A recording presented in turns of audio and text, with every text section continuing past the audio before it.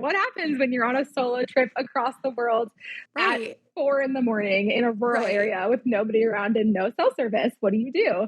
Right. Well, here's what happened.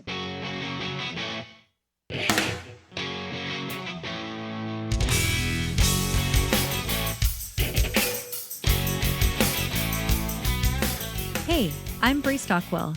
I'm a nature photographer, owner of Wild Woman Photography, offering private photography mentoring and creative photography retreats, and the host of this podcast, Wild Women in Photography.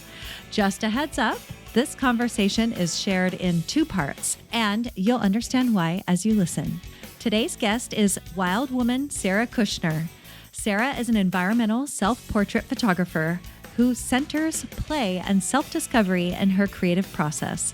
She uses her work to explore deeply felt emotion, unconditional body acceptance, and environmental stewardship, viewing art as a powerful form of resistance. Her hope is that her images invite you to see the world differently, embrace who you are beyond expectation, and notice the ever-changing beauty of our natural spaces. You can learn more about Sara and her work at Sara, S-A-R-A, Kushner, Kushner.com. Now, on to the episode with wild woman Sara Kushner. Let's go.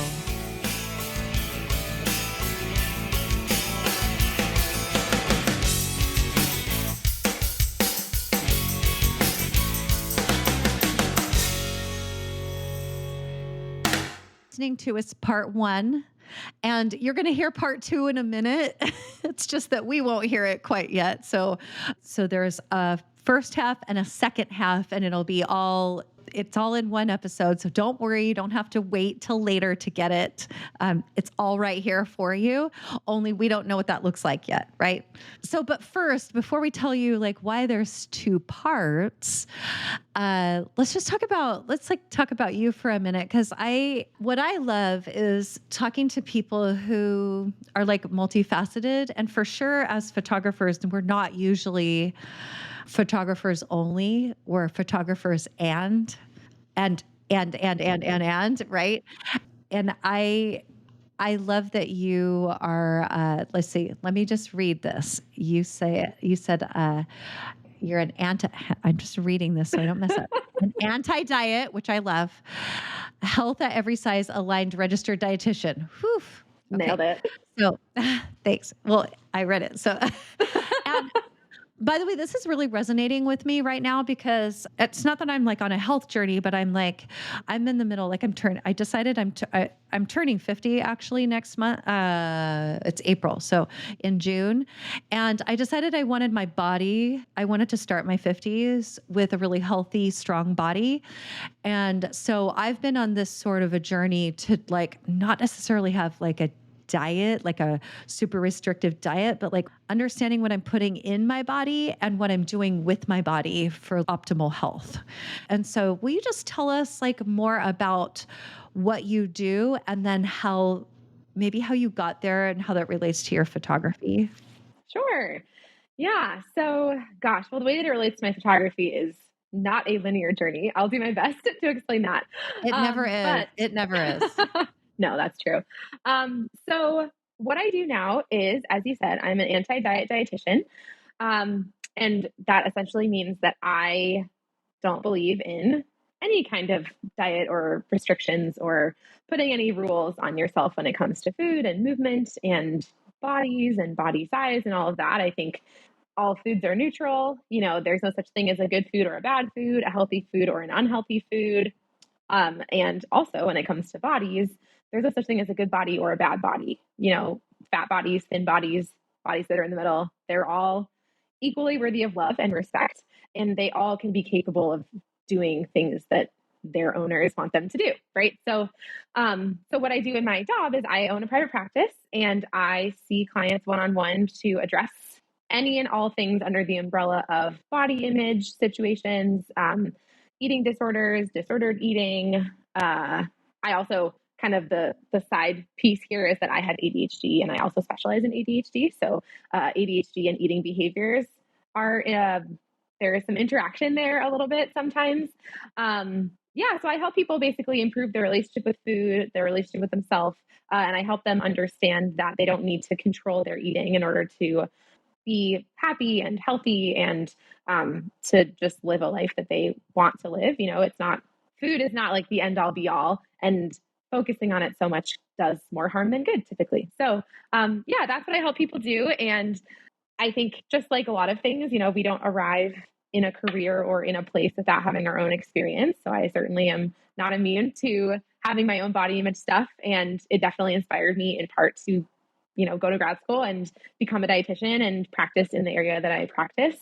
And when it comes to my photography, I was already doing photography when I decided to go to grad school. I was already a self portrait photographer of some number of years. I don't know, now it's been 16 or more.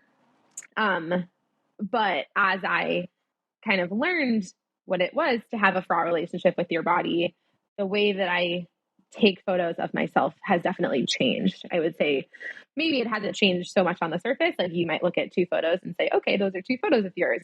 Great. But I look at those two photos and I see a much different, two different situations. I see a lot more emotion in my my more recent work. I'm much more actively, sometimes, not all the time, I do think about my body when I'm taking photos, and I appreciate it and love it and have, it serves me in a variety of ways. And that's something that I'm mindful of now more than I used to be when it comes to taking my self portraits.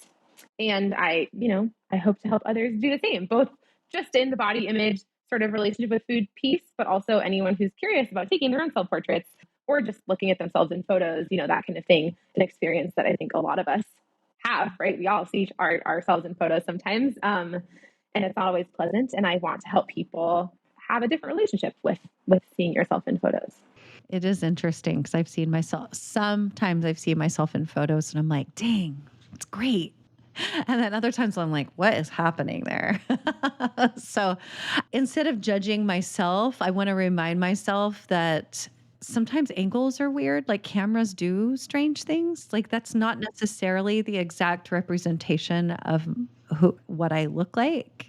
It might not be, or maybe it It's is. true. Like I like kind of walking that balance between like, hey, maybe that is what I really do look like, and how can I be like more accepting of that? Yeah. And also looking at it going, is that really like a true representation of me? And then does it matter? Right. Yes, So I exactly. The have, doesn't matter piece is so important, especially because I don't think we will ever truly see ourselves the way other people see us. I just don't think that's possible. So no, whatever you see when you look at a photo of yourself, you see something different than the person next to you who's also looking at the same photo. And neither of those things have to be bad. They can be great. yeah. I think I've done one self portrait. How'd it go? One. Great, because I'm shadowed. like like you don't see my face. I was like, this is Mhm. what you get. So it was kind of on a whim. I'm like, why don't I put myself in my photos? Like, why don't I do that? It's not really like what I've trained myself to do. And I say train myself because I kind of have like piecemealed how like my own photography education. But I was in California. It was a few years ago. And I think I was waiting for my mom to arrive with my sister. Like we were meeting up in Santa Monica. And I had my wide angle lens, and the sky was gorgeous. It was like beautiful. And the sun had already set. And I was like, oh my gosh, I like the way the clouds were and the day was turning into night. I was like, I think I can put myself in this photo. Like, I don't know what it was. It was like, I think I should be in the photo. And so I just kind of experimented with like pressing the button and running out and, and like have a remote, like I wasn't really like mentally prepared to do it, but Yeah. I think it turned out pretty good because like, for a self, so it's sort of a self portrait. It's like me in the landscape, like how I would photograph a wild animal, like Well, as part of I the mean, landscape. Yeah. yeah, I wouldn't say that's sort of anything. That actually is sort of my style of self-portraiture is Yeah. I That's call true. it like environmental self-portraiture. So it's not like I'm stylizing myself or my clothes or, I only wear makeup like when I go to weddings. So I'm not, doing any of that to make myself look a certain way. And it's not about necessarily me as the only art in the frame. It's like, I want to take a photo of a landscape or a really beautiful tree or this cool boulder or whatever it is. I want to take a photo of something in nature and add a human element for reasons that I don't think I can even totally explain, other than one, I feel very at home. Like my art feels more at home and more like me if I'm in front of the camera. But also, I really like the idea of putting human elements in nature because A, humans are nature, and B, it just is something that's kind of different. And I think that's very fun. I don't know. So, anyways, all that to say, your self portrait is 100% a self portrait. Yes. Agreed. Okay. I will take that. I will Okay. take that. I think it's interesting though, because like I have a sister-in-law, she doesn't let us take photos of her. And so I think there definitely is something about like the liking yourself enough to like want to make a photograph of yourself or allow someone else to take a photo of you, Mm-hmm. or to like look at yourself in a photo. And like you said here, self portrait photography has helped you heal your body image. I'd love to know more about that because I actually think as women, there's a lot of us in this Mm-hmm. camp of, I mean, I've had a lot of growth with liking my body, liking seeing myself. I'm not saying I ever hated it, but like I've had 4 babies, my body's changed, right? And so how do I embrace that part Mm-hmm. of me and like it Mm-hmm. and like who that is, right? And Mm-hmm. I'm not saying, okay, listen, I know there's a lot of men who listen to this too. This isn't just a women thing. I think men have this too, but I think women in particular are susceptible to this. So tell me more Mm-hmm. about like your particular journey. Yeah. Well, for the record, I see men in my practice. So agreed. It's not just a women thing. I think Right. women are the information is like pushed at them more strongly that we should not like our bodies or that we should try to change them, which is not true. We don't need to do that.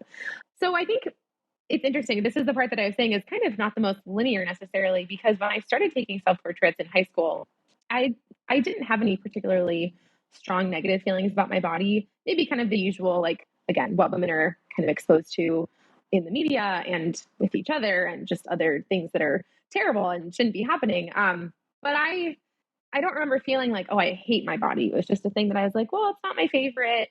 I don't know. So I would say in that time, taking a self portrait was not particularly bothersome for me at all, because it was just me as art, right? Or me with, like, as part of the art. And that was the cool thing. And I would say throughout this whole thing, my whole journey, that has remained the cool thing for me, is that I get to be part of my own art.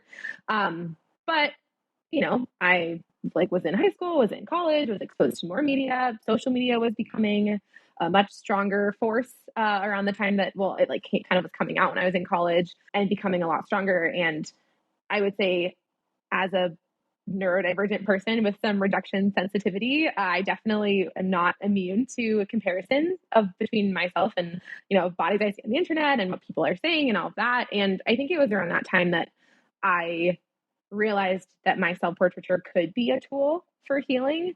It just had never really occurred to me before. It just felt a little more natural. And then suddenly there was this time where I had to realize it and had to make a decision, like, am I going to keep taking self portraits or not? And I did, obviously. I feel I've always been sort of magnetized. I'm not sure if that's the proper word. I've always been drawn in a magnetic fashion, attracted Yeah. Yeah. to the idea of Exactly. self portraiture. Like from the first time that I set up my camera and tripod and had to like press the button and run in front of the camera a million times. I've since my process has evolved and become more modern. But since that first time, I just felt like, yes, this is what I'm meant to be doing. And so Mm. I think I was really privileged and lucky to be able to have self portraiture as a tool, so that when my body sort of inevitably, because of society, became a thing that I didn't like, I wasn't pleased with, I had this tool already in my awareness, in my skill set, that I could say, okay, I'm going to actually make this intentional now. I'm going to take photos and really look at them. And I'm going to maybe pose in ways that I might not, or, that show me different angles of my body, different aspects of it. And just be okay with that. And also not be afraid to share those photos if they kind of met my other criteria of what I would share, which is, lighting, composition, all that stuff. I have my photography is still very much and probably mostly art driven, right? I want to create art that I see and that other people see that moves them. And throughout the way, throughout along the way. Goodness, something's happening with my words today. I realized I could use it as a tool. So I did. And I don't know. And then, I became a dietitian sort of later. And now, years after I became a dietitian, I'm kind of realizing, oh, I have these two skill sets. I can help people recover their body image and I can take self portraits. And what if I combine them, which is something I'm working on? So I don't know. I just feel like I kind of fell into the whole thing. And I feel really lucky to have had the tools that I had to get to where I am and now hopefully help other people get there. That's awesome. I think there's so many of us that have had these kind of experiences, and it leads us to do the things that we're doing. Mm-hmm. Yes, right. Definitely. Which I think is how you know you're doing what you're supposed to be doing sometimes. Right. When you were talking, like it flashed into my mind the thought of like so many other people trying self-portraiture, just trying it to see like how they felt with being in front of the camera, and how like what does that feel like, and why does it either excite you or like repel you? Yes. Yeah. And some people do have very visceral reactions, either positively or negatively. Yes, totally. Oh, it is so interesting. Like, and also what flashed in front of me was like, oh, I'm turning 50. Maybe I should do my own photo shoot. You totally should. That sounds so fun. I know, right? Okay. I say you do it. Think about this. I'm going to think about how it gets done. Okay. I'm going to ask you a crazy question. Are you ready? Yes. Okay. I think this is an interesting thing. Not that anybody else has to see it, but I think it's an interesting thing to like figure out how you be comfortable with seeing your body and being in your body. Have you ever photographed yourself in the nude? I have photographed. I have photographed myself with no shirt, but with a skirt. Or so that I've done, and then I photographed myself in a bodysuit. Oh, that is like might as well be like half nude. It's not the most. It's like not does not cover my full body. Yeah, but that's actually something that, funnily enough, I considered more recently. Actually, since I know you and I met at the Outdoor Photo Alliance Women's Conference, and there I made a couple of friends who I still am in a group text with, and we exchange ideas and feedback on each other's work, and they're very supportive and it's wonderful. And that's one amazing. of them actually, I know, it's so cool. It's the best. And one of them actually at some point, I think it was during the conference, suggested that I try shooting nude, or we had talked about it, or maybe like something to do with like using fabric, but not being like clothed. Like there are some ideas that I'm percolating over. But also ever since I had that idea within, let's say, like in 2025, and it's only April and it's still cold in Seattle, especially the time of day that I shoot, which is before the sun rises or while the sun's rising. Right. So I have not had a good weather opportunity for that yet, but it is something that saying you have to. I'm not saying you have to at all. Definitely not. I was just it is wondering. Something that I thought about. Yeah, no, it's something that I'm interested in, only because I think it just gives something different to the photo. I know before we started recording, you and I were talking about, I was telling you about sort of like what I wear when I take photos, and what I wear kind of has come from, there's multiple reasons. But I have thought about shooting nude because it's almost, I might feel more connected to my environment, to the nature around me, which is a big reason why I take photos, and something that I really want people to see in my work is a connection to nature and an appreciation for nature. And I think it would just give something different to what would otherwise be like one of my more standard photos. So thank you for asking. I really am not saying you have to, but I do think it's interesting, even if like it's just the practice of experiencing yourself without clothes. Like when we take a shower, we're always without clothes. Okay. Right. Yeah, it's true. Right. And so, but I think it almost feels like the next level of loving your body is going, oh, I want to be in nature with no clothes on. In fact, that's so funny. My friend said he's really like a nudist. But he goes to a no clothing resort in California somewhere. And he was like, everyone should experience hugging a tree with no clothes on, or being out in nature with no clothes on. Right. And I was like, well, yeah, probably. Yeah. Yeah. I mean, I do think that if we think about it from that perspective, yes, I 100% want to shoot nude because I want to demonstrate something that I believe in strongly, which is that I don't need to be Mm, ashamed of my body now, mm, before, in the future, at any size, right? There's no need for anyone to be ashamed of their body. Society tells us that we should be ashamed of our body, which is a thing I have an issue with. But there is, yes, I do have a bit of a rebellious streak. Like I just kind of, whatever everyone's doing, I want to do the opposite. And there is a big part of me that says, yeah, well, if I were to shoot nude and have, you know, whether it's shown in the photo or with some sort of artist statement or something, that part of the purpose of the photo is to show myself and the world I can love my body and you can love your body. I think that would be really powerful. So more reasons to do mm. it. This isn't me encouraging you. It's okay. You did not put the idea in my head. It was very much already there. Okay, good. Okay, good. Anyway, I'm not like, okay, anyway, I like, I like don't know where to go now. This is me being flustered. Totally. Okay. Actually, where I do want to go is I feel like this is so interesting because you're talking about the evolution. Like this is a possible evolution of your own photography. And I know you've been wearing dresses and you told me like you just, and I don't remember if you said this on this recorded conversation or before, like you like wearing, I think you like wearing dresses because they flow. There's like movement. I think it feels natural. Like, I think it's really embracing the feminine. And this is what we see like when women do these with dresses. I think there is like a power in femininity, you know? But the reason why I want to do two parts is because you had mentioned like the evolution of your own photography. And I know you're going to Iceland this summer. I I know. am. I'm very And you're excited. going to Norway. I know. So let's talk about that before we close up part one and pause for a little bit. Let's just talk about that. Like I know you're going to Iceland for a couple of weeks and then you're going to Norway. I think it's interesting when we make these trips, like sometimes they're just fun photography trips, but so often they really are more than that. What is your more? Like, what are you thinking will be your more? Mhm. That's a fantastic question. Well, I think so many things. Okay, I'm just going to kind of do a stream of consciousness answer here, and we'll see Great. I love. what I remember. So, one, this is going to be the longest trip I've ever done.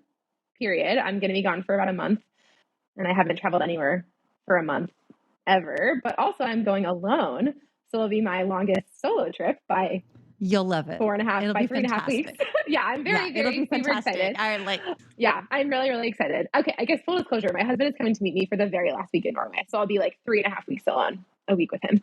And so I think there will definitely be some amount of just self discovery. How do I function as a solo person, sleeping in a camper van, having to make my own food, make my own, I always kind of make my own itinerary, but, I'm not working at all. Well, not doing my dietitian job. I will be like taking photos, which is a different kind of work, I suppose. But I really, for the month, will get to just kind of explore and do what I want. And I don't know, there's something really freeing about that. And I already consider myself to be a person who lives a pretty free, adventurous life, but this feels like it's taking it to a level that I have been wanting for a long time. So there's going to be that piece of it, I think, of just figuring out, how do I do this? What do I do? Where do I go? Where do I sleep? What do I eat? That kind of thing. Maybe you can tell from this conversation that I'm just like really chaotic and out there all the time. So we'll see how well organized I am, if at all. Maybe I don't need to be. Of course, I think, yeah, I have the usual sort of photography trip goals of like creating work that is worthy of my portfolio and improving my skills and, spending all the time in the middle of the night when the sun is kind of like low for a long time, just being in photography heaven. But I think there are a few sort of other photography things, kind of wanting to work on expressing my emotions more in my photos, which is something that I already do. And I think even in the past few months, I've been able to hone in on that more. But I think with time, I just mean both like a full month, but also hours each day to just sit with my camera. I think that'll be a good exercise in being the most authentic I can possibly be. And I just want to see really pretty things. I don't know. I feel like it's Iceland and Norway. It's like two beautiful places. Why wouldn't I want to go there? Right. Right. I totally agree. I haven't been to either. It's really sad. We've hosted an exchange student from Norway. Like we'll get there. Like Ooh, we're well, I'll selling our house. definitely, We can go there. that's true. I'll Yeah. tell you all the fun places. I guess, oh, one other thing that I will add, which does relate to the whole expressing my emotions more in my photos. I am like a very fair weather journaler. I think maybe I write one journal entry twice a year, maybe. And I'm not saying I need to come back like a daily journaler, but I think part of expressing your emotions in any scenario is connecting with your emotions. Not to say that I'm horribly disconnected, but we could all be a little more connected, right? And I think sometimes just life gets in the way. So having a month to have less life outside of what I'm doing in the moment will be really helpful. And so I wonder if I will end up doing more writing of some sort or in another way, sort of intentionally tuning in to my emotions, which I think will have benefits in my photography and in my life. Yeah. Well, 1,000% agree that if you feel the call to journal, then absolutely, and it will have an effect. I was wondering how you think you'll change, like how, like what not necessarily your growth might be, but like what do you see? I think a lot of times we go into a trip with maybe specific kinds of, I want to say expectations, but I think it's different than that. Like ideas, maybe more loose ideas about how this will impact you, what ways you might want to push yourself. Like, how do you see that happening? Yeah. I mean, I think again, kind of like your last question, there is sort of a photography answer and a Hmm. personal answer. There's overlap, I think. As far as Always. the photography answer, I mean, I feel like I'm almost cheating by like choosing Iceland as my first ever solo photo trip because it's just so beautiful that I think it would be hard to like not take any photos that I like. um, so I feel like it's an easy answer to say, yeah, I want to improve my photography. I want to, be very intentional with how, like, what photos I'm creating and where is my light and what's my composition and, why am I making the decisions I'm making about my photos, which I will say is really a thing I want to work on because despite having so many years of practice, when you're, shooting at sunrise and sunset, which I'm sure your time is limited, right? So you kind of have to like make decisions based on instinct, which I do and I've done. But I think I haven't spent a lot of time in the last several years actually slowing down and saying, okay, what about this scene stands out to me? And I would be curious to know what about this scene stand out to me, right? So I think I might have more time to do that, which would be interesting. I think I also want to be able to stay in a camper van alone and stop being afraid of things. I mean, I camp alone here in my car, one time in my hammock, and I do sleep, but there is also this part of me that's like, should I not go? And I always should go, I think is the answer. So I think doing it for several weeks straight will be just a learning opportunity and a way to grow into, I guess, my own, I don't know if independence is the right word or ability Sure. to, I guess maybe like proof. Like I want to give Yes. myself proof that I can do this. Yeah. And I think I don't know. Like I don't know what there is to get out of it Hmm. until maybe I'm there and then I'll figure it out. Stay tuned. Yeah. Awesome. Yes. So stay tuned. Okay. So one, I'll be curious to do, not do, I'll be curious to hear if you photograph in the nude there. And You'll maybe be so one of will the the first to know, audience. don't worry. Oh yeah. Maybe so will everyone else. Okay, so what I want to end on, because we're going to come back after Sarah's trip and hear the download from the trip, because I do think, not that this is people go to Iceland. Like I know this. A lot of Like we people. know I this. think People I'm go like to Iceland. not, yeah, I'm like one of the last ones, I feel like, except you. Sorry, Brie. No, I've not been. I've not been. So it's fine. You can come tell me. Do it like this is Okay. your report. Um, but it's so interesting. Like I think so many times we do we like plan these experiences for ourselves with ideas about how it might turn out, and then it turns out different, but always for me, always better. And so I'll be interested to hear, like, I think we'll all be interested to hear that. And I think what I want to end on is I want to know if there is a time and this is kind of back like full circle to where we started.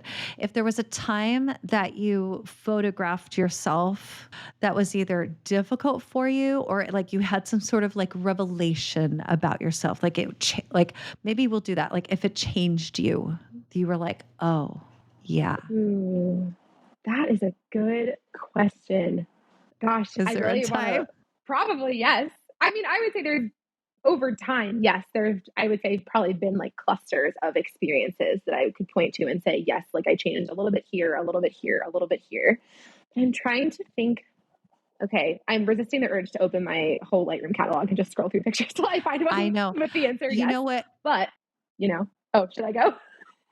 Yeah, I was going to say, even if it's a time that maybe it wasn't changing, but I like having these experiences after I've changed where I'm like, yes. Yeah. So I actually, yes, I can think of one that I think is half of your first part of the question, half the second part. I think it was like started when I took the photo and definitely has progressed since then. Definitely like when I was editing the photo and kind of experiencing it after the fact. So it actually, I'm thinking of a photo that I took during the women's conference in February. I went out with one of my new friends in the morning. I think it was the first morning, like after the Was first it night. Kayla? I It think was I saw, Kayla, was I there who for you that? Was interviewed. I there? Do I You have a were not behind there the when we were scenes? taking the photos, but no, we were, gosh, it Okay. was we were like racing back to get back for the first Oh, that was a session. And nighttime I one I like saw. saw Okay. something on the side of the road and like, it was a whole thing. Yeah. So we Okay. had to like pull over and it was just like, a very spur of the moment, but yes, it was with Kayla, Okay. who I know you've interviewed fantastically. And, yeah, so we were stopped on the side of the road because we had seen some pretty mountains that we wanted to go take photos of. And I took a photo of me. And I will say, I don't normally shoot in like full daylight, like in the sun. I don't, I just don't find those photos typically like as intriguing. Also, I just love colors and I love the colors of sunset, sunrise and sunset. Anyways, but occasionally I do. And this was a time where we didn't really have a choice because the sun was up and we liked these mountains and we had to go. And so it was, I think all those things probably contributed to this, honestly, the idea that we had this sort of forced constraint on us. And I ended up taking this photo where there's mountains in the background and half of them are in light and half of them are in dark. And I am in the middle of the photo facing, like I'm kind of in profile in the photo and I'm facing the side that is the light. And I kind of like have my hands like out, kind of receiving. And I went home and I uploaded that photo with all the rest of my photos that I took that weekend. And I was looking at that one and something just kind of hit me when I saw that photo. And I don't know, I saw the contrast of the light and the dark and the way that my body was turned towards the light. And I just had this idea that this photo is called Be the Light. And I don't know if I had heard that phrase somewhere before or if I hadn't, I don't know, but that's what the photo is called. And through this whole experience of taking it and seeing it and editing it and naming it, I think I came to the realization that my photography can and should be something more than just photos that are well made, that look nice. Yes, I obviously want my photos to look nice and I want them, to be professional and well edited and all of that. But I just had this realization that maybe I can use my work to send a message or to advocate or to just express things that maybe we're all feeling or that we need to hear or need to see. And that thought had never consciously occurred to me before. Maybe people had seen my work previously and thought things that were different from what they were thinking before. But I don't know, this is the first time that I think I made a conscious decision. I'm going to send a message with this photo. And, the world is crazy right now. It has been for a long time. And I think I saw this photo and I thought a lot of people are talking about wanting to stay off the news and wanting to stay away from stuff and wanting to just kind of hide in a hole. And I know I told you earlier in our conversation that I read a lot of fantasy books as a form of escapism. So I'm certainly not immune to that. But, I think we all get to choose how do we show up and how do we interact with the world. And I think completely shutting down and completely running away is not the thing, because then we all just kind of stay in the terrible situation that we're in. So I don't know, that photo to me kind of represents that idea that we all can choose to be some sort of light in whether it's in our home, in our community, in our county or state or country or whatever it is. I think we all can choose to show up in a way that makes the world better rather than just sitting around and being sad that it is bad. And I don't know, that idea has really stuck with me. So I've made a few photos since then that have more of an intentional message like that. And that feels a lot more meaningful to me than most of the photos I probably made before. I have a lot of photos I'm really proud of and I am continuing to be proud of, but I think these mean something in a different way, which is kind of a new feeling and I like it. So I don't know. That's something I think I will keep exploring because of that one experience in the Sunny Mountains. Yeah, I love that. I found it. You sent it. I pulled it up. It's in Rocky Amazing. Mountain, right? Off of that main Yeah. road. And I know right Yeah. where the mountains are right behind. Yeah. Yep. Yeah. It's lovely. Yeah. And it looks like Be the Light. I think there's multiple things you could take away from that. But I appreciate that. I think it's nice to have a pretty picture.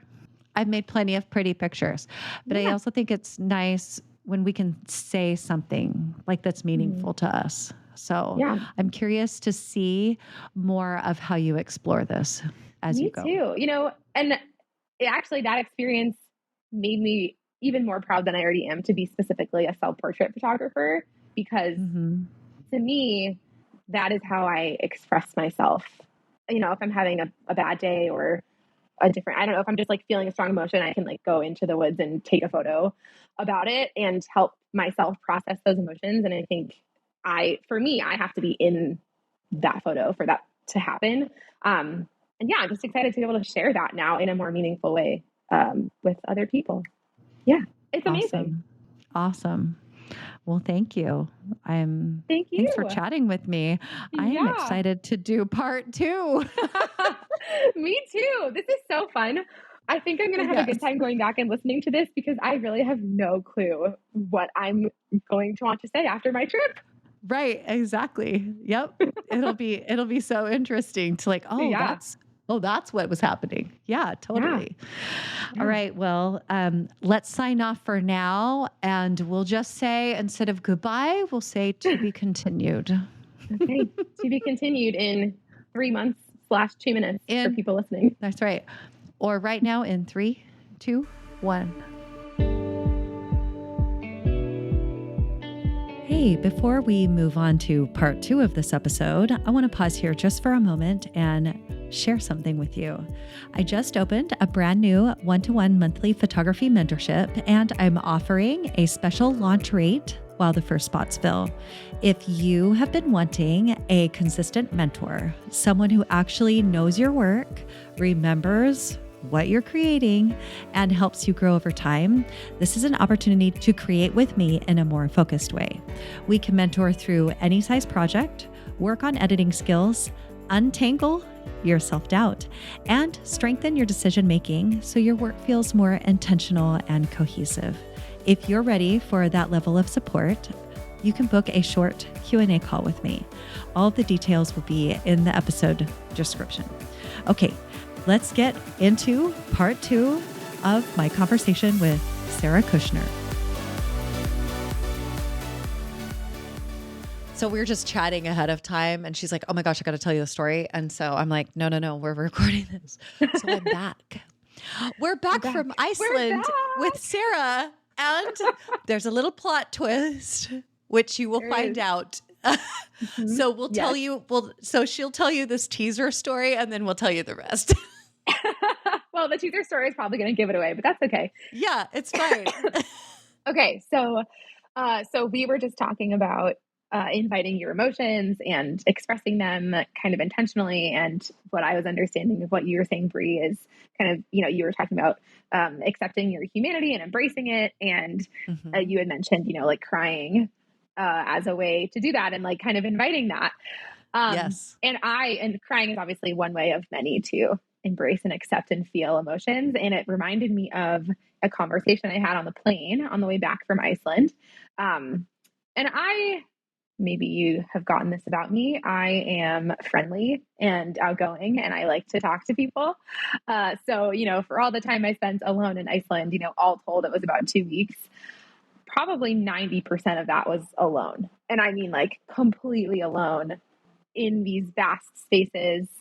It was somewhere between midnight and 8 a.m. There was nobody out there. I did all my exploring in the middle of the night intentionally so that I could be alone and so that I could get the light and avoid the tourists and take all my photos and all of that because, that's what you do in Iceland in the summer. And it was incredible. And a lot of those experiences are so memorable and I love them. And that's what I came there to do. And probably some of the most impactful experiences I had in Iceland were the 10% where I was interacting with other people, which I found so interesting. Cause I mean, I do love being alone, but it was a good reminder that I also need human interaction. And I think I got the right amount. I think, there would be a point where it would feel like too much and I would feel like I wasn't there for the purpose that I came there for. But the amount I got was so excellent and so beautiful and happened kind of at just the right times. It was kind of scattered throughout my trip. And one time that I'm thinking of at the very, very end of the trip, I mean, I was on the plane home. I sat in my seat. I was on the aisle for reasons that were necessary, which you'll all hear about in a minute. But I was sitting on the aisle. There was a guy in the middle seat when I got there, and then shortly after that, a woman joined us in the aisle in the window seat. And the guy in the middle, particularly, he, all three of us had ADHD. We learned during the flight. We all talked. It was a 7.5-hour flight, and I think we talked for like probably 3 to 4 hours of that time, like on and off, until we got yelled at to be quiet, which we did. But one of the, we go deep, right? ADHDers go really deep really quickly. And I think a lot of people see that as like oversharing or, kind of being immature or something, because typically you don't share your whole life story on a plane with people. But I've come to see it as just a quality of neurodivergent folks that we see the world differently. And one of the ways we see it is we like to connect with people. I mean, for some people, right? Not everyone. And so something that came up during this flight, during our conversation, was about grief, because the guy sitting in the middle, he's lost both of his parents and he's going through a divorce and he's had all this stuff happen. And he was explaining that he didn't realize he wasn't grieving one of his parents until like a year after their death. And so we started having this conversation around that and how it's very hard to grieve intentionally these days because we're all so siloed, and a lot of grief happens in community. And even the grief that happens not in community, when it's happening on your own, we don't talk about it. People, it's not seen as a thing that you should talk about. Like, yes, you can be sad that somebody died, but it's way less acceptable, at least in my experience of being human lately, it's way less acceptable to just tell people that you're having a hard time or that you're going through this process. You go back to work, you go back to your friends, your family, whatever. And it's just like kind of brushed under.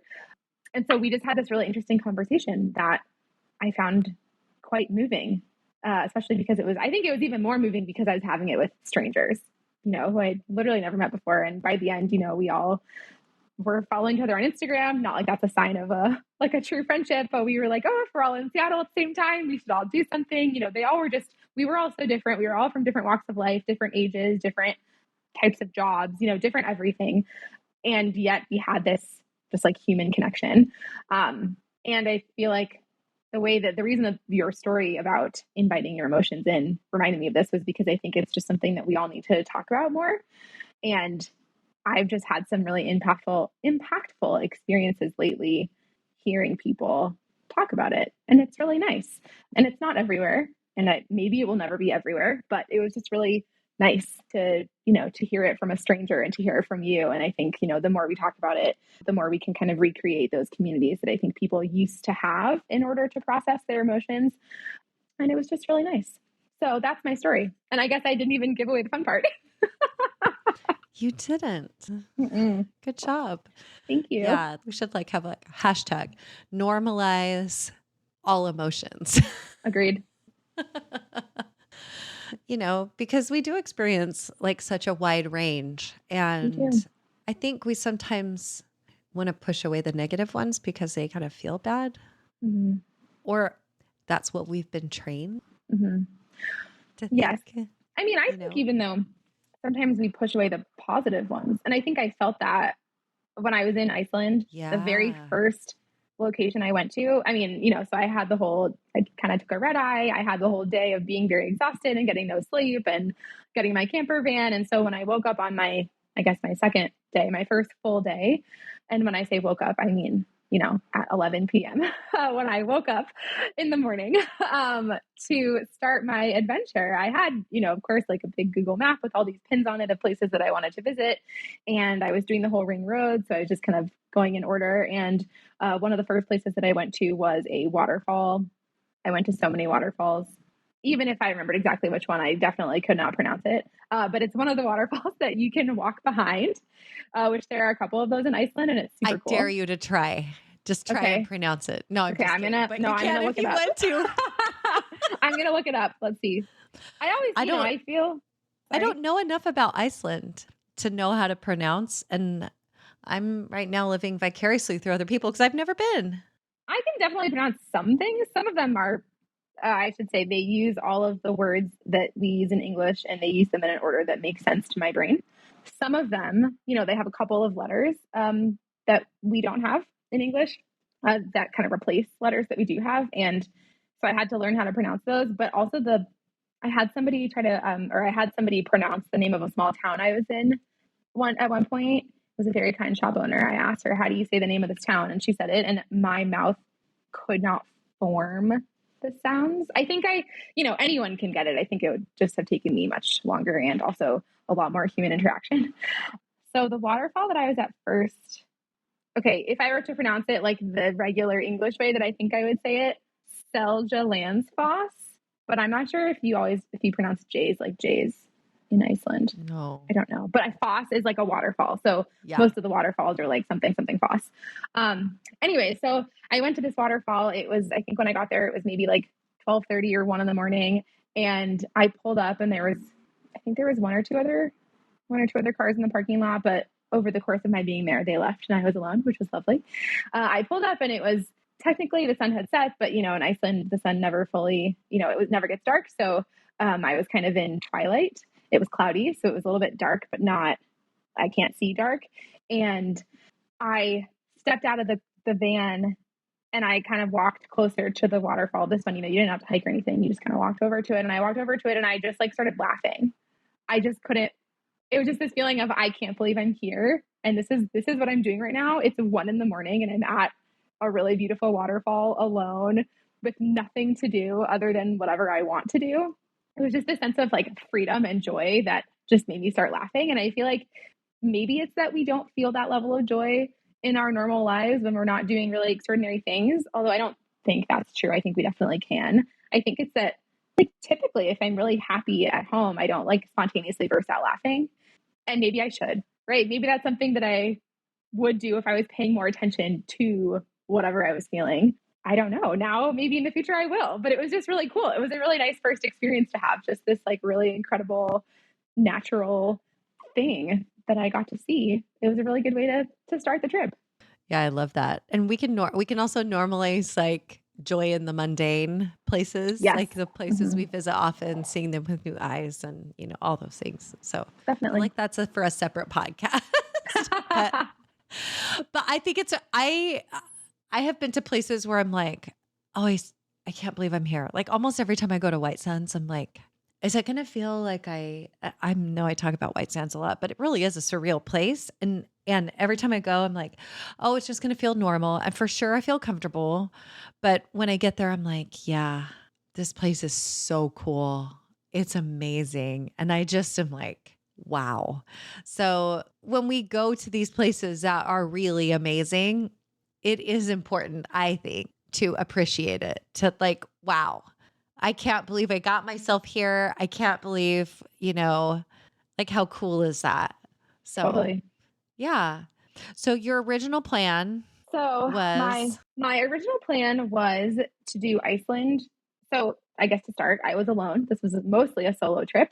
It was going to be my husband was meeting me at a time. So the original plan was I was going to go to Iceland by myself. I was going to be there for a little over 2 weeks, probably about 2.5 weeks. I was renting a camper van and I was driving around the entire Ring Road, kind of stopping when I wanted. I mentioned my map with all the pins, so I had a lot of places I wanted to go, but I'm also a big, big fan of stopping on the side of the road and just having a spontaneous adventure. I do that a lot in Washington State. If I go to one of the national parks or, just into the mountains, I'll just stop when I want to and take photos and hang out and admire the view and then keep going. So that was kind of my plan, was to experience Iceland.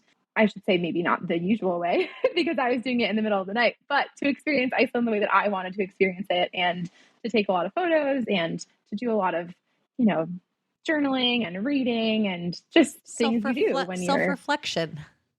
yeah, just things you do when you're gone for a month, mostly alone, and you have time and space and beauty around you. So after 2.5 weeks, my plan was to fly to Norway to go to the Lofoten Islands, which is like in the north of Norway, like a strip of islands that, they're pretty small. I think you can drive throughout them in like a few hours. So there was going to be no camper vanning in Norway. I was going to stay in an Airbnb and rent a car and kind of do the same thing, explore at night because they have the same sort of midnight sun situation, and rest and sleep during the day. They have a lot of really difficult hikes there. So some of the things you do are beaches and viewpoints that don't require a lot of hiking, but a lot of it is hiking. And I've heard that in Norway, a lot of the hiking, rather than switchbacks like we have in the US, it's kind of straight up. So I was mentally preparing for just a lot of really difficult hiking. No rest for you. Straight up. Exactly. So I make my own rest. So that was the plan. And then I was going to be in Norway for about 2 weeks, and my husband was going to fly and meet me there after like 5 days. So he was going to be there for about a week and a half with me. Both of our birthdays are coming up. We both have birthdays in July, and we were going to be in Norway together for our birthdays, which is going to be really fun. We were going to get to do all sorts of special stuff. And then yes, that was my plan. That was what I was supposed to do, but it is not. It's not what I did. That is not what you did. Okay, so tell us about the beginning of the trip. Like, I before you tell us about the rest, all the things that we've been alluding to, I'd love to know like the beginning part, or at least for that first part. Like, tell me about your photographs. Tell me about your insights, because we had talked on the last time we had talked about, we'll be curious, what kind of photographs are you going to make? Are you going to have any interesting insights? I think it's kind of interesting to think about what might come of it before you go, and then what does come of it, as you do it. So I was just wondering, like we don't need a play-by-play, but I was just wondering, like, were there any like impactful moments or, any of those things? Yeah. Yes, there were definitely many impactful moments. Or I would say, I'm not sure about, yes, there were moments, and I will highlight some of the moments. And generally, I think it was just sort of an evolution of my own mindset, which was really interesting. So I'll say first, overall, the trip was amazing. I mean, until it wasn't, but mostly it was amazing. It was so much fun. It was, everything I dreamed. Mostly it was just really, really incredible. I spent the first few days, like I said, just totally in awe of everything. I'd get out of the car and just my jaw would fall to the floor, and I would kind of say, oh my gosh, I can't believe I'm here. How lucky am I? And then on top of that, there was an additional layer for me, just my personal preference of, wow, I can't believe I'm here in the middle of the night with no one around. Like, that's my actual dream. Of course, like I said, I want people there here and there sometimes if I run into them, or, other things like that. But mostly it was just me on my own schedule, doing what I wanted, creating photos, just being in awe everywhere I looked, and kind of thinking like, wow, this place exists. Like, I actually, one of the things that you get to do when you're alone in the middle of the night in Iceland is talk to yourself without fear of anyone hearing you. So I did that. And sometimes I would just say like, wow, this is real. Like, I had to remind myself out loud, like, this place is real and I am in it. Cause you see Iceland all over the place on social media. And that's something definitely part of my mindset evolution that I'll tell you about. But, you see places like this, especially a place like Iceland, that's become like very well known and so popular lately. And I feel like, there's all these like really well-known spots, and it's not at all the same as going to them and seeing them. And I was very grateful for that, because I think that was something I was a little bit worried about was, yes, I want to go here. I mean, it is something I want to see no matter how many people have glorified it on social media, but will it live up to the expectation?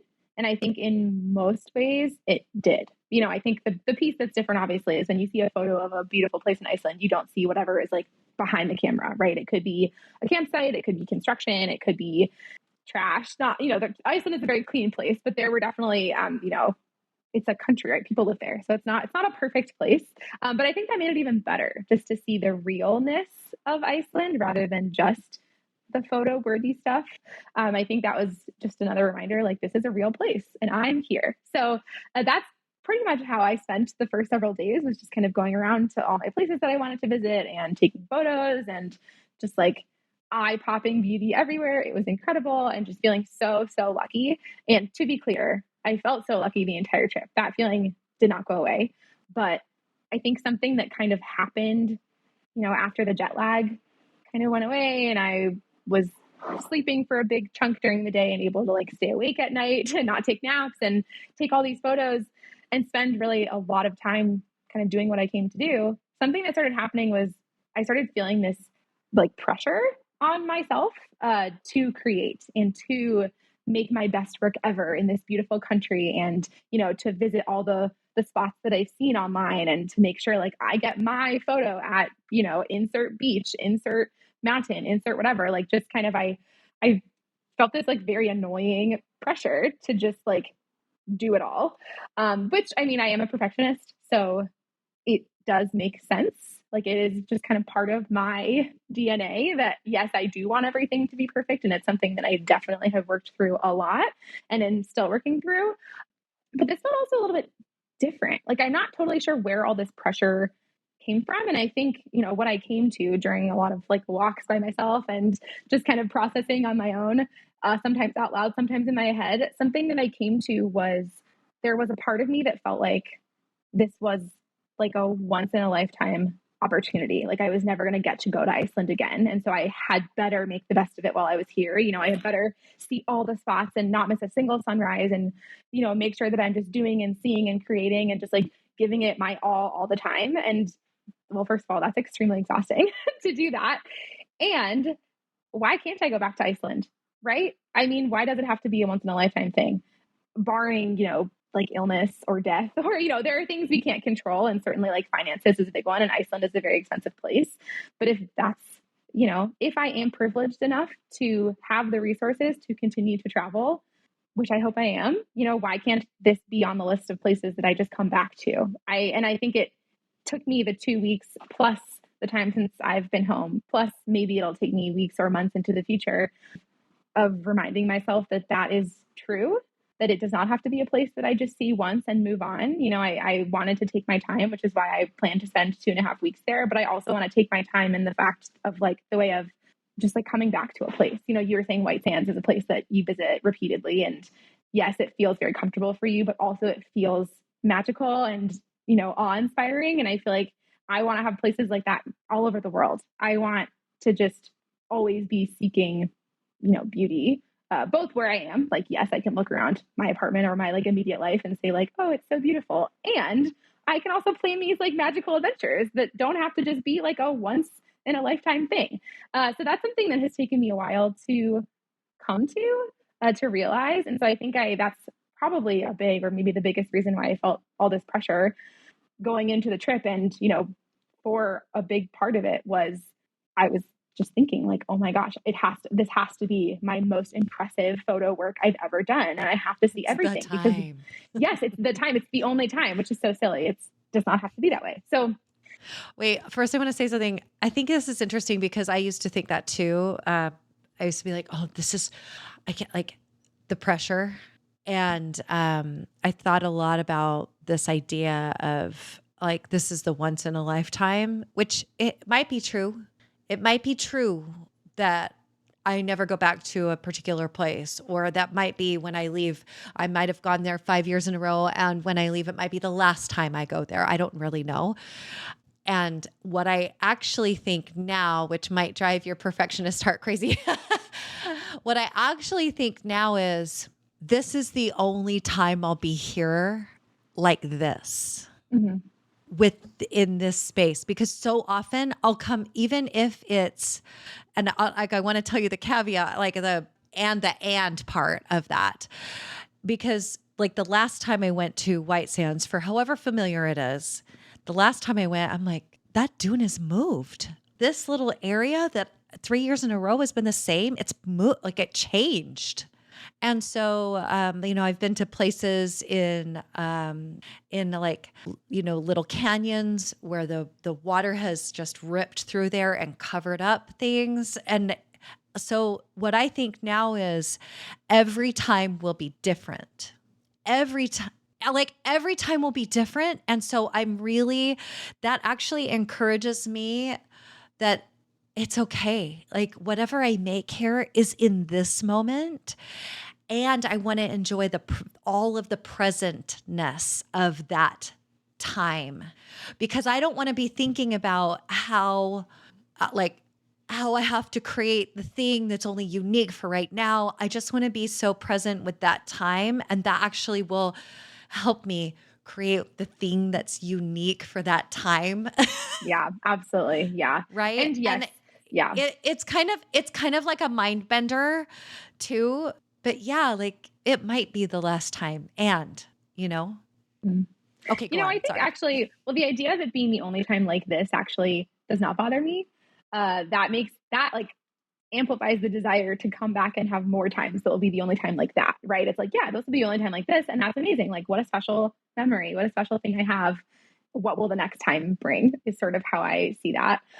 So, anyway, so yeah, bringing it back and kind of, on a related note, I was feeling all this pressure. And on the 8th day of my trip, I met a landscape photographer named Nick from the US, from LA. And we met because it's actually just like a funny circumstance. We each rented like individual camper vans, and we had got the same one. And so I was finishing up taking photos at this very cold, very wet, very windy beach. My toes were so cold I couldn't feel them, which is a pretty normal occurrence for me when I'm taking photos. And I was just like freezing, and I was still wearing the dress that I'd been wearing. I just kind of put my jacket over it. Like it was too cold to change on the beach. And so I had seen from a distance like these 3 camper vans that all looked like mine. And I was like, oh no, which one's mine? One of them is parked kind of like farther away. Is that one mine, or is mine the closer one? I can't remember where I parked now. And one of them left, thankfully, the farther away one. So it was just the 2, and they were right next to each other. And I was like, oh, this is just like a funny thing. Like I took a picture. And as I got closer, I realized that one of them was open. And I was like, oh, well, I hope that's not mine. So I got there, and it wasn't. It was this guy, Nick, this photographer, who had also just finished taking his photos at this like beautiful beach, like a beach with a mountain in the background, and the sun rises like right off kind of like behind one of the sides of the mountain. And it's just so beautiful. It's called, I actually said the name multiple times while I was there because I was there for a couple of days. It's called Vestrahorn. It's, I would say, one of the well-known places in Yeah, Iceland. it is. Yeah. Yeah, so I was there. I camped there a couple of nights, and I ran into this fellow Nick, and he saw that I was cold, so he made me hot tea, which was really nice. And we got to talking, and we both had our Shimoda camera backpacks, and we were like, oh, haha, we're so cool, photographers at 3 a.m, sunrise, taking our photos. And we were talking, and it was a really nice conversation. And one of the things that I was really struck by that he said, and part of the reason is because it was kind of already in my head, I just hadn't yet put words to it, was he said something to the effect of, what is the point of this photo? Like, why am I driving around taking photos of all these destinations? Does it even mean anything? And he was expressing something similar to what I've been feeling, which was, here I am in Iceland feeling this pressure to photograph all these places that I've seen other people photograph because that, for whatever his reasons were, presumably similar to mine, of wanting to get great photos and all of that. And he kind of just said out loud, this photo means nothing if I'm not here for a reason, if I'm not really enjoying it, or if I'm not feeling some sort of emotion. So we had a really interesting little conversation around how emotions impact our work, and how important it is to be in touch with our emotions while we're creating our work, or else our work does kind of mean, I mean, to each their own, right? Like, art is an eye of the beholder, but for me, the creator, the work means way less when I was not in tune with my emotions at the I time. think it just becomes, if it's a great photograph, that's fine. I think it just becomes a Mm-hmm. pretty picture. Like, and Right. I say just, but like, there's nothing wrong with a pretty picture. But I Mm-hmm. think the deeper meaning can be for you. And I think Absolutely. ultimately it's so often is why we create. Absolutely. And, I do think that shows, maybe not to everyone. Some people look at art and they just are in it for the pretty photo, and that's fantastic. And I will say, some of the feedback that I've gotten on my more emotionally motivated work, maybe it's not, and I will look at that work and think, technically, this is not my best work. I could have composed the photo a bit differently. Maybe the location was not the most jaw-dropping of locations, but when I was really leaning into an emotion when I created a photo, the feedback I got on it is a lot more genuine. I think people can really feel that. People are more appreciative of my really emotive work versus my work of like me standing in front of like a really cool mountain that everyone's seen, right? Like it's a different reaction, which I find so interesting. And so it was really validating to hear Nick just expressing the same things I was expressing, and to feel like, I mean, yes, to feel like I wasn't alone, but also to feel like I kind of almost like I had an out.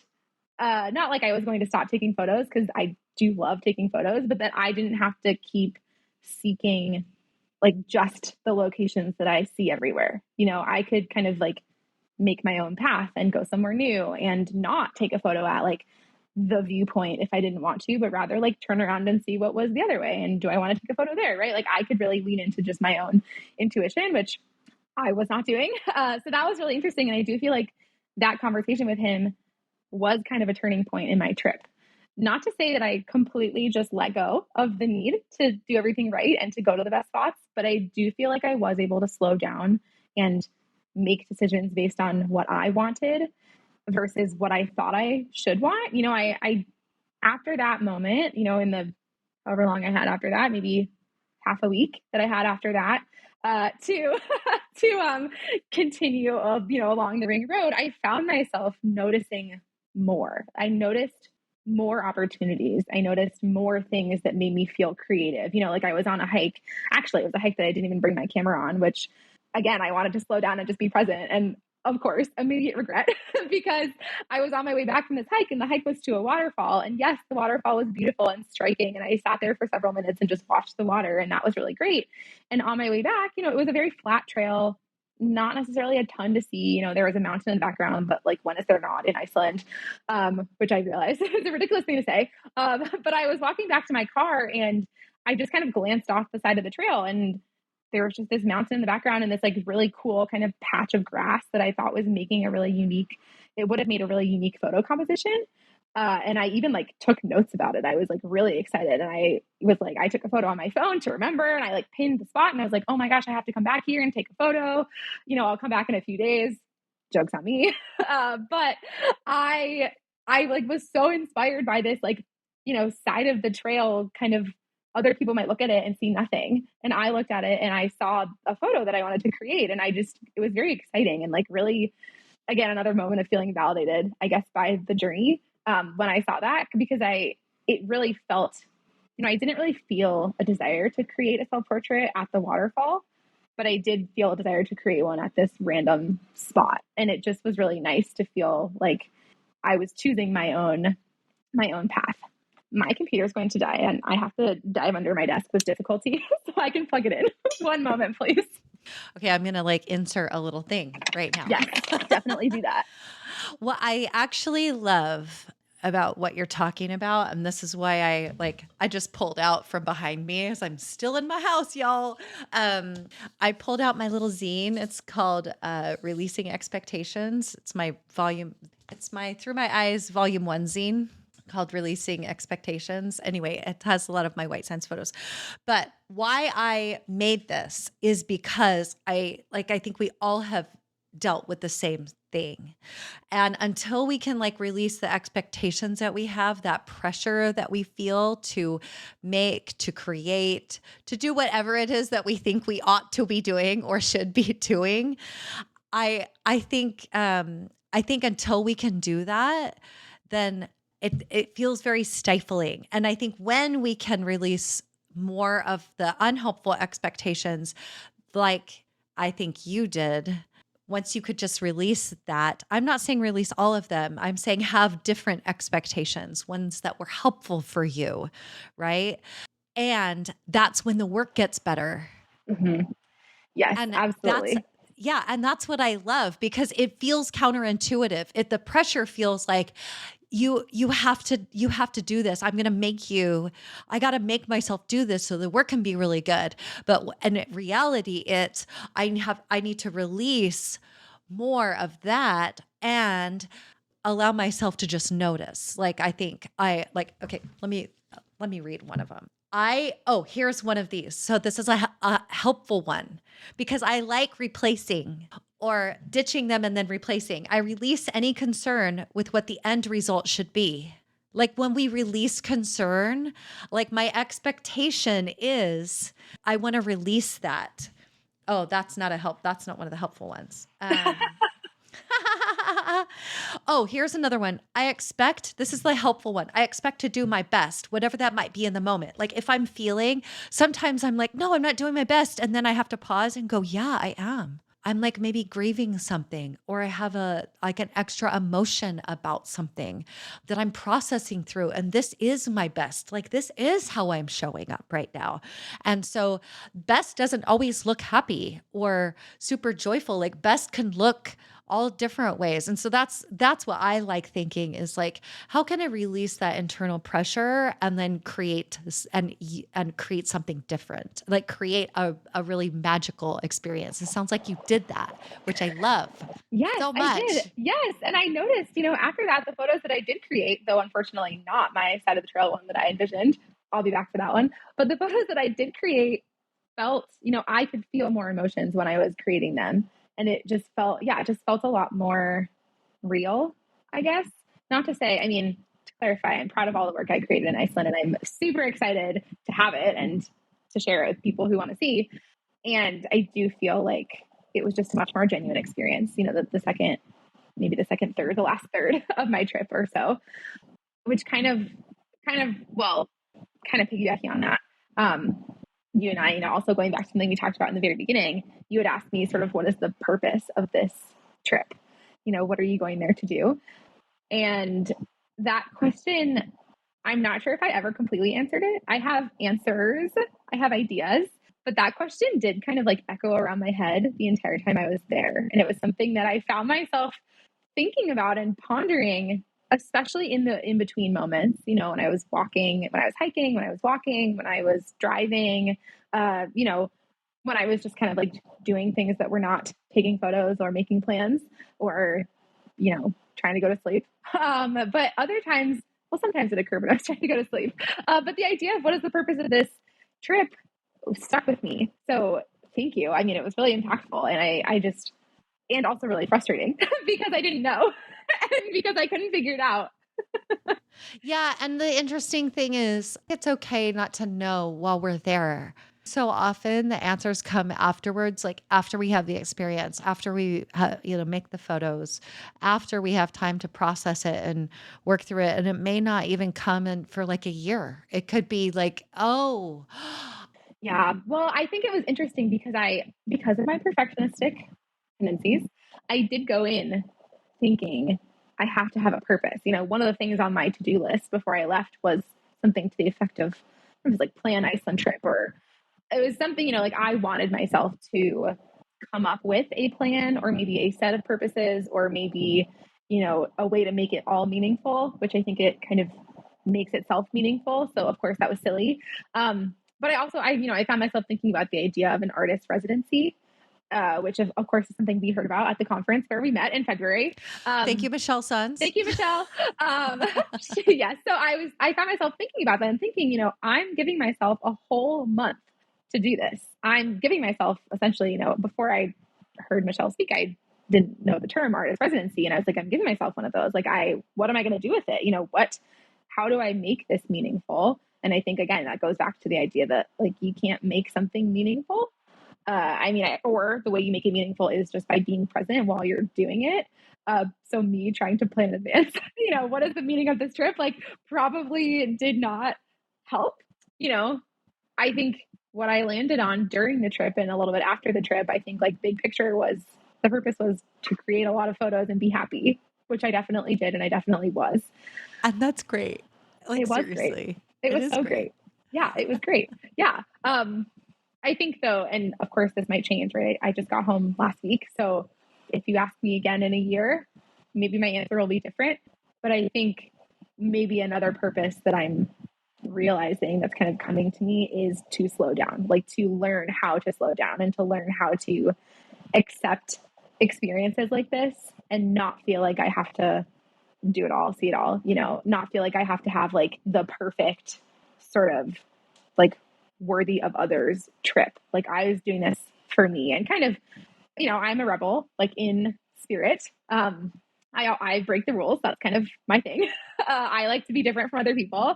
That is, it's a very neurodivergent thing. And I just, I like to do things the way that I want to do them, which is how I ended up a self-portrait photographer. It's a pretty unique form of photography. And I really enjoy all the reactions I get, whether it's somebody looking at me like I have three heads, asking if that means I take camera selfies, um, thinking like, wow, that's so cool, or saying that's so cool. And so when I was planning this trip, I was telling people that I was going on it, and I was, especially some of my friends and family, and I did occasionally get the response of, wow, you're doing what? You're going alone for how long? Yeah. Are you sure? Yes. How will you be safe? How will you get around? Do people know where you are? How will they know? What if something happens to you? Good one, Brie. That's hysterical. What if something happens to me? I feel like this is a magical segue now. Because like literally the thing that all our moms are worried about is this. Yep, it did happen. What if something happens to you and you're in the middle of nowhere? So, Sarah, tell us what happens when something happens to you when you're in the middle of nowhere. Yes, let me enlighten you and all of your listeners to what happens when you're on a solo trip across the world at 4 a.m. in a rural area with nobody around and no cell service. What do you do? Right. Well, here's what happened. I was less than 2 weeks into my trip.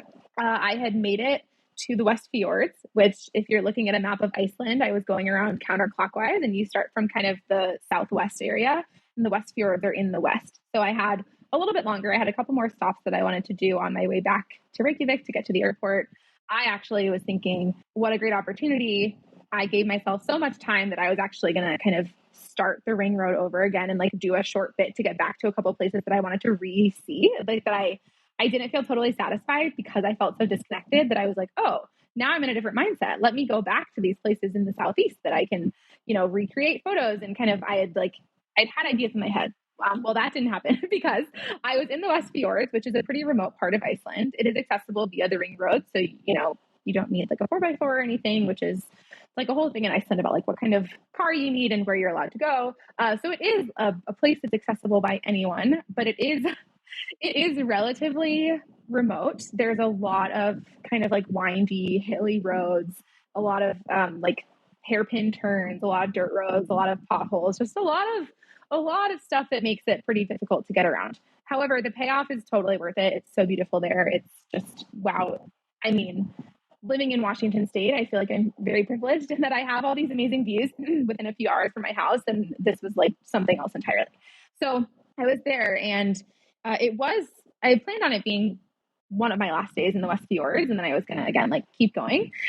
And I went to a waterfall called Dinjandi, which is one of the pretty well-known ones. It's this massive waterfall that kind of it's not like a straight down, like in midair waterfall. It kind of goes down like a series of natural like steps almost. So it has this like really cool effect where if you look at the whole waterfall, or even if you were to like zoom into a section and just look at it running, it kind of like runs over these rocks, and it's like just very dynamic. And it's just like a very, very cool place. And of course, it was on my list of places to go and take photos and see. And it was one of the really accessible places. A really cool thing about Iceland is everything is accessible. Not everything. There's certainly like long backpacks and hikes you can do, but a lot of the really cool places are accessible. So you drive in, you park in the parking lot, you walk, 1 to 10 minutes, and then you're there. And in this case, you could see the waterfall. I mean, it's massive. You could see it from the parking lot. It's just pretty much like a straight up, part of the way is paved, like this little paved sidewalk. And then eventually you get to a viewpoint, and then you can go off and do like the more,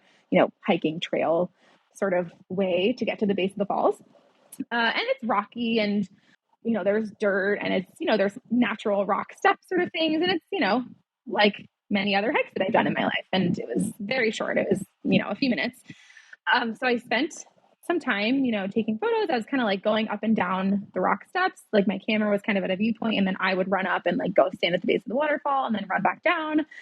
And that went on for a little while. And finally I found myself at the top, just at the base with all my stuff, just taking photos.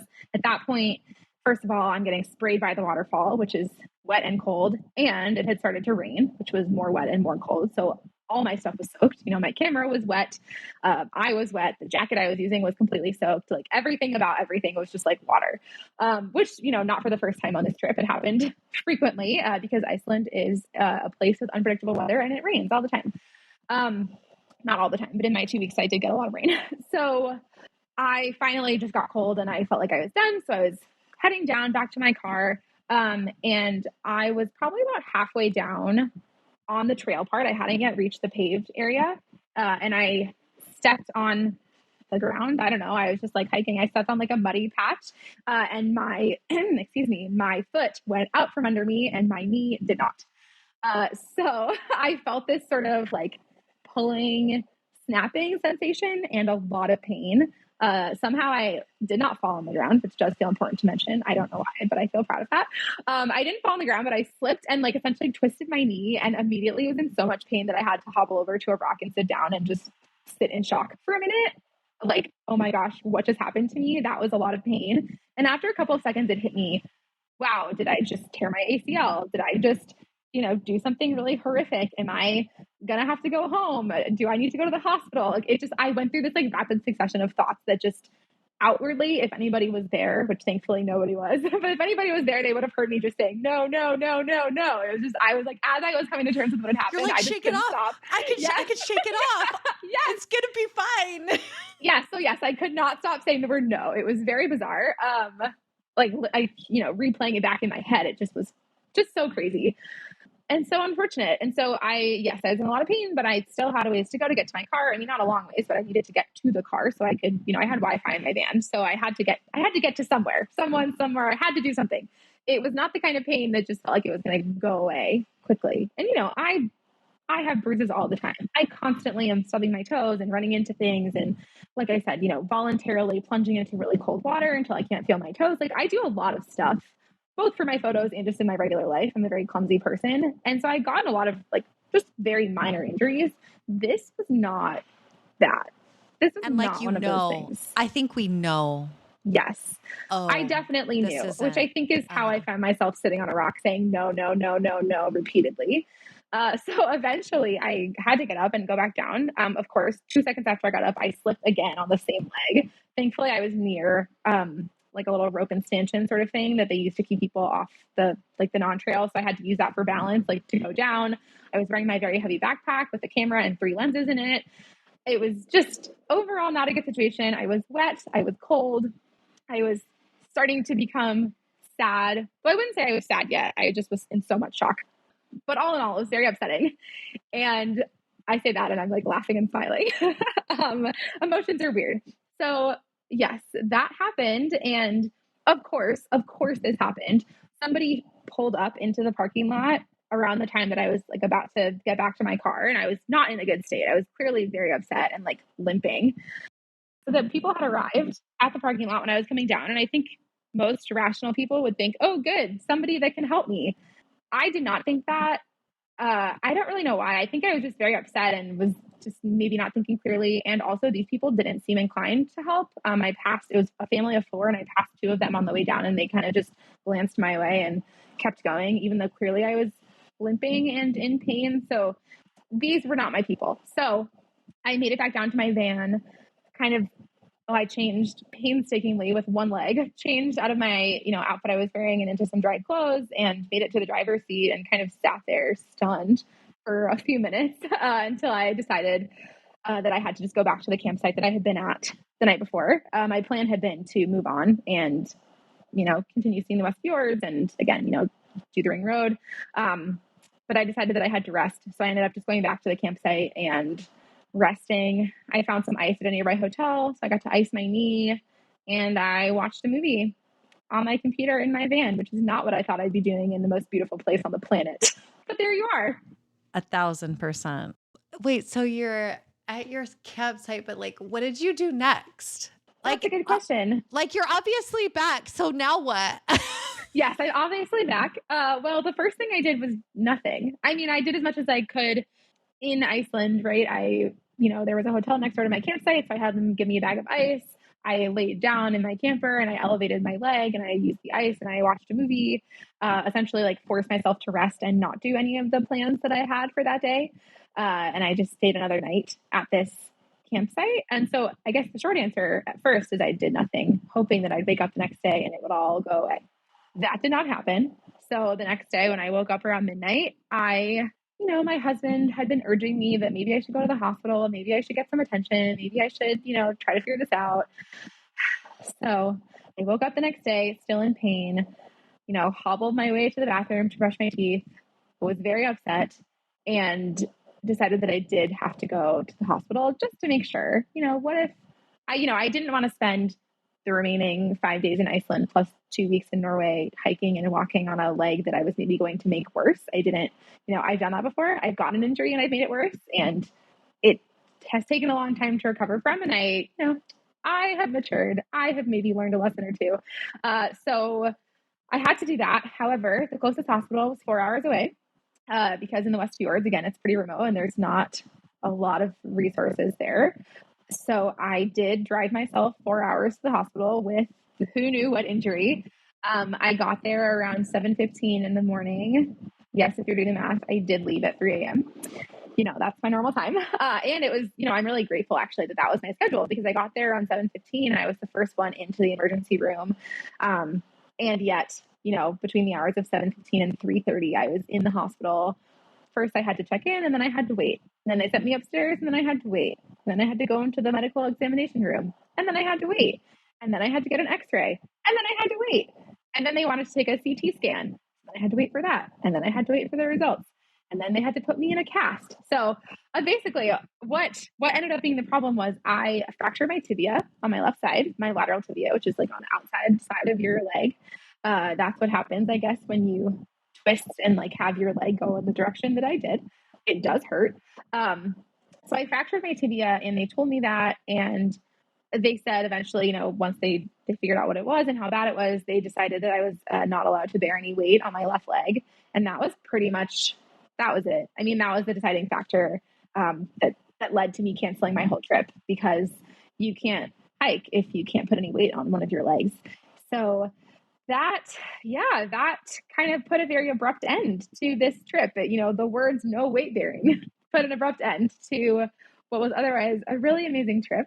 They did, they put me in like a full leg sort of splint cast. It went from my ankle to my thigh. And it was a hard cast on two sides, just not on the top and bottom of my leg, which I had never seen before. It's so interesting to see, how they do medical things in other countries. So that's what they did. I had to then wait for my husband to wake up on the other side of the world because it was, the middle of the night his time by the time all of this, was happening and was finished. And so there was a little bit of waiting and a little bit of me knowing that I had to come home and him not knowing. And so I didn't want to officially, book the flight, cancel the Airbnb until I told him. So I had to basically rearrange my entire plan for the rest of my trip from the edge of a camper van in a hospital parking lot because at that point I couldn't drive because of the way that they had done my cast. My leg was only slightly bent, and even though it's not my driving leg, I couldn't fit it into the seat. So I just would not have been comfortable or safe for me to drive. So one of the things I had to do was call the camper van company and say, "Hi, I'm at the hospital and I broke my leg. Can you come pick up me and the van?" So they had to. They were extremely kind. If anyone is hearing this and wants to go to Iceland and stay in a camper van, Happy Camper was incredible. All the staff was so nice from the time I picked up the van to the time I had them come and pick it up for me from the hospital. They were all incredible and amazing. And so understanding. And so they had to come and do that. So that took 45 minutes for them to get there from the office. Thankfully, I wasn't farther away than that. It would have been quite a journey. So while they were doing that, I was, on the phone with my husband. Finally, I was booking a flight. I was canceling reservations. I was trying to pack my giant suitcase on one leg with the bed folded out, which meant I didn't really have full access to my suitcase. It was just a mess. It was a whole thing. Again, the people at the camper van company were so helpful with carrying my stuff out of the van when we got back. And they even helped me book a hotel reservation. And so it was really quick. It happened super quickly. As soon as I finished at the hospital and was in a cast, it was, within a couple of hours, I was back at the camper van place. I had my suitcase packed up. I had a hotel booked for the night. I had a flight the next day. And that's it. I mean, I went to the hotel, slept the night, and left and came home. So it really, it was weird how fast it happened, how fast everything changed from, oh yeah, I'm going to, do a ring road and a half. I'm going to have this whole thing and go to Norway to, okay, I'm coming home my tomorrow. husband in Norway. Yeah. Yes. Yeah. Yeah. I'm sure there's a range of emotions, which is like relieved that you know what the problem is. Grateful Well, you kind can of. I get. will say. Yeah. I only kind of knew the problem because I felt like I had maybe torn a ligament or something. Like I felt that sort of like snapping sensation. But once they said no weight bearing, I decided that I would just get an MRI at home because there's no point of doing it in another country if I was coming home anyways to see a doctor. Yeah. So there was definitely like a very anxiety inducing thread that was not closed. I knew that I had an injury that was sending me home, but I didn't know how bad it was. I didn't know if I would need surgery. I didn't know if I would have like months and months of rehab. Like I had no idea. So that was, yes, good that I knew enough, but also bad that I just had to worry for, several days so I could go to a doctor. Well, yeah. So I did get the VIP treatment at the airport though, because I was in a wheelchair. So that was an interesting experience. As you should. It's actually, well, it was, stressful, of course. And I have so much empathy, not like I didn't before, but I think way more now than I ever did for people who have mobility issues who have to go through an airport because, it sucks to be completely 100% reliant on somebody else to get you where you need to go. I mean, everyone at the airport was very, very nice and super helpful, and they did get me where I needed to go. And I just felt helpless. Like there was nothing I could do. I mean, I maybe somebody else could, but like physically, I could not crutch my way through the entire airport carrying a heavy backpack and, not have my leg just like fall out from under me, the good leg. So yes, I did have to do that. And I think being in that situation, but also seeing the kindness that people showed me, from the airport employees who pushed my wheelchair to, people who got out of my way when we were in a crowded area, people just were very kind. And I never felt, I think I was kind of worried that people were going to look at me funny because, I'm young and in other situations, like, I'm very mobile and like very active. And I think I just had this thought that people were going to look at me and be like, what's wrong with her? Like, why is, and I was also wearing pants. And so you couldn't see my cast. I was wearing sweatpants. They were kind of loose. You couldn't see that I had a cast. And so I think I was worried people would judge me and be like, either she has like a lifelong disability, which of course would be fine. But, or that like somehow I was cheating or something, which is really interesting. But everyone was so nice. And I never felt that way. And everyone I encountered at the airport was just really great. Me and another woman bonded in our wheelchairs with our broken bones that we got in Iceland. We needed to be wheeled around for. So, there were definitely moments of just of noticing things that I never would have before and feeling very grateful for it. But yeah, so it was a whole ordeal to get onto the plane. Actually, this is an experience that I didn't expect to have because it's, in a lot of airports outside the US, maybe inside the US, but I've seen it way more internationally.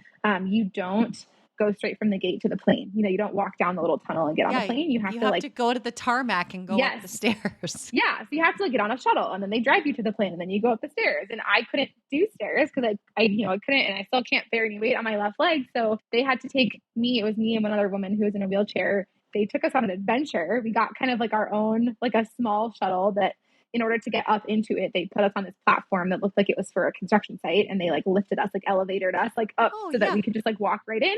And then they elevated us up to the level of the plane so that we got to just like walk right on, or in my case, crutch right on to the plane.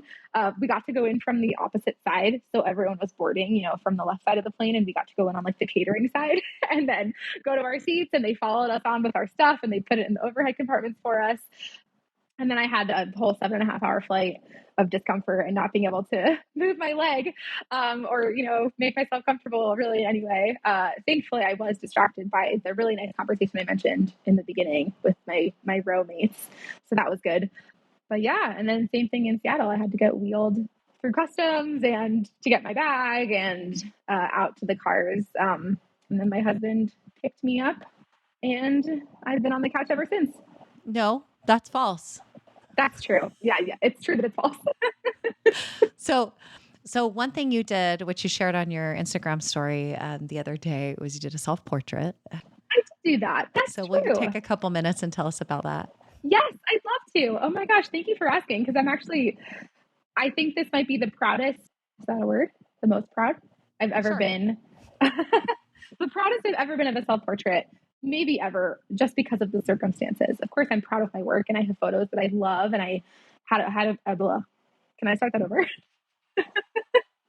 Okay, just pretend it didn't happen. I have Rewind. photos. Hang on. Let's give it a little airtime real quick. I think what I created after my injury when I got home is work that I'm maybe as proud as I've ever been of any self portrait I created. It was an idea. Some photos are really spontaneous. I get to a location and I see a spot that I really want to take a photo in, or I just feel really inspired kind of instantly in a place. And other times I have an idea in my mind that could be there for days or weeks or months that for whatever reason, it's not the right time to act on it until it is. And in this case, it didn't take very long, just a couple of days that it happened almost as soon as I got my cast on, but definitely, in the couple of days after that, on the flight and afterwards, that I just knew I had to take a self-portrait with my cast. I can't really explain. It just was this feeling. Maybe, it was Iceland really doing its job in the end and causing me to just be intuitive. And it was just something that I thought, this is kind of going to suck. I'm going to have my husband wake up really early with me and, drive somewhere before sunrise. I'm going to have to crutch all over creation, wherever the photo is. It's going to be really uncomfortable. I'm going to have to stand on my leg for a long time. It might be cold. And this does happen. I do get into somewhat of a flow state when I'm taking self-portraits. And it's almost like I could feel that happening before I actually took the photo. It was just this thing that I needed to do I think in some ways I needed to do it to find meaning in this whole thing, that, I had to cancel 2.5 weeks of trip that I was really excited for. And for what, for this stupid broken leg that was totally preventable. I wasn't doing anything crazy. I have to make this meaningful in some way. And this is the way, self-portraiture is the way that I make a lot of things meaningful. Just in this way, it was, I would say, more noticeable because there's a cast on my leg that you can see. So yes, I did have my husband wake up. I think I woke him up at 2:45 in the morning. I had already been awake for an hour because of jet lag. So he woke up, he drove me in the dark. I was going to choose a place that was an hour and a half away, but for his sake, I chose a place that was 45 minutes away for less driving. So we drove out to so this, nice. Thank you. We drove out to just this field that's about 45 minutes from Seattle, in a more, just mountainous sort of area. And it was really foggy. It wasn't foggy when we left. The skies were totally clear, but I'm not sure if it's because of the mountain sort of atmosphere or if there's a lot more grass or just plain different weather. But it was so foggy that you couldn't really see 30 feet ahead of you when we got to this field. And I thought, oh, that's not what I planned, but interesting. It'll at least give me more time to make photos. So my husband carried all the stuff in addition to driving. He carried my camera bag. He carried my outfits that I wanted to wear. I did a couple. He carried a camp chair that I sat in, in between, shooting because I could not, normally I would of course just stand the whole time and I couldn't do that. So I got to sit, which was very nice of him. He was my sort of body double person that I had do all the walking around. And so I could frame my shot without me having to do a million test shots, which I usually do. He was my shutter presser. He was amazing. So I ended up taking these photos and it occurred to me only after, actually, it was a friend who I sent the photo to, and she said, wow, it's a moody day. That's even better. That's even more perfect because it kind of did reflect how I was feeling, which was, of course, upset.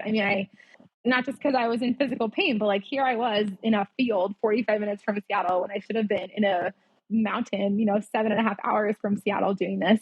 So yes, I'm really glad I did it. It has since occurred to me that I would like to name the photo. I haven't yet, but you've seen it. I posted it on Instagram. And it also is the start of a new series that I didn't even introduce because I was, that wasn't the point of the photo. See? Iceland. Yes. So I did do that. And I'm really happy that I did it. I think it was, it was not the adventure that I planned, but I guess it was, in some ways, I suppose it was the adventure that I needed in order to close out sort of the physical aspect of this whole thing. So yes, I did that. And sometimes the things just happen. Like sometimes they do. sometimes they do, you know? The beauty is in how we deal with it, you know, allowing ourselves to feel like sad about it. This kind of like takes us kind of full circle back to the beginning of part two, which is like embracing that part of us that has like some disappointment. Mm, You know, I mean, you didn't yeah. expect this. I mean, who No. would I have, mean, right? Yeah, right. yeah. And yeah, so embracing all of those parts and allowing yourself to feel sad about it, and also like celebrating your badassness a little bit, I am a you badass. Thank know? you very much for noticing. I mean, we find out what we're made of when this kind of stuff happens. That's what It's happens. true. It's true. And you Yeah. know what? That is something else that I think came out of this is I didn't in any way lose my desire to travel solo for long periods of time in foreign countries. In fact, I'm already itching to go back to Iceland or to go somewhere else or to go everywhere. I mean, I've always wanted to go everywhere, but I I think if anything, it showed me that I can do it and that even if something happens, I'll be okay. You know, I can get myself where I need to go. And if not, I will find the resources to get me there. Yeah, it just showed me like this was an experience that maybe for that reason, maybe for other reasons that I needed to have. Not like I thought I ever couldn't do it, but I think it showed me that even if the worst happens or if something terrible happens, I can still do it. You know, I can still do it completely alone. I'm fine. I I'm okay, you know? So I don't know. I think that it was really important. And I think it also feels a little bit like my rebellious tendencies that I shared. You know, it feels like I'm also, I don't know if using them is the right word. It's just kind of affirming who I am again, reaffirming who I am. Because I think, again, a lot of people might look at what happened to me and say, oh my gosh, how could you have gone on this trip alone? Or, oh my gosh, will you ever travel solo again? And I just want to look at them and say, of course, why wouldn't I? Even with the things that happen. Yeah, even with the things that happened. Totally. Well, thank you for sharing part two, Sarah. My pleasure. Not the part two we probably both envisioned, but here we are. No, but like nothing ever, almost ever turns out how exactly we think it's going to. That's so So, true. and it's so interesting to see how it does play out, right? So, this was really fun. I'm glad in our first conversation we were like, let's pause and like record a second half. So, if you stuck with us this long, thank you. Yes, thank you. I think we talked for quite a while this time and Yeah. last time. Yeah, totally. Totally. So fun. Well, well, so we have talked about a lot of things. So I guess all there is now is like quick healing. I'm sending you quickly thoughts of like quick and happy healing. Thank you. Thank you. I appreciate that. I still have not had an MRI yet. I did go to the doctor finally yesterday, and he's not extremely concerned about a ligament tear, but I'm still going to get an MRI to be safe because I would hate to have an injury that I don't know about and then, you know, not heal it properly. But in the meantime, still on crutches. I have these fun European crutches. Those are fancy. They're super fancy. Actually, people that I've come in contact with, a friend and then also somebody at the doctor's office yesterday are like, wow, those are nice crutches. And I was like, yeah, I don't want those. Like, because I had thought about it and my husband had talked about like, if they're uncomfortable, we could get you like other ones. And I was like, no, I don't want the like armpit numbing gross crutches. I want my fancy French ones. They're Right. So Exactly. that's fun. And if you want to see the crutches, I'll have you like if you are willing to share the photo, you can go to there's a blog post with every episode, and so if course. you're okay sharing the photo, like the crutches are in the crutches are in the photo. Yes, I had to memorialize them, and Yes. also literally I needed them for balance in that photo. Right. Yes, totally.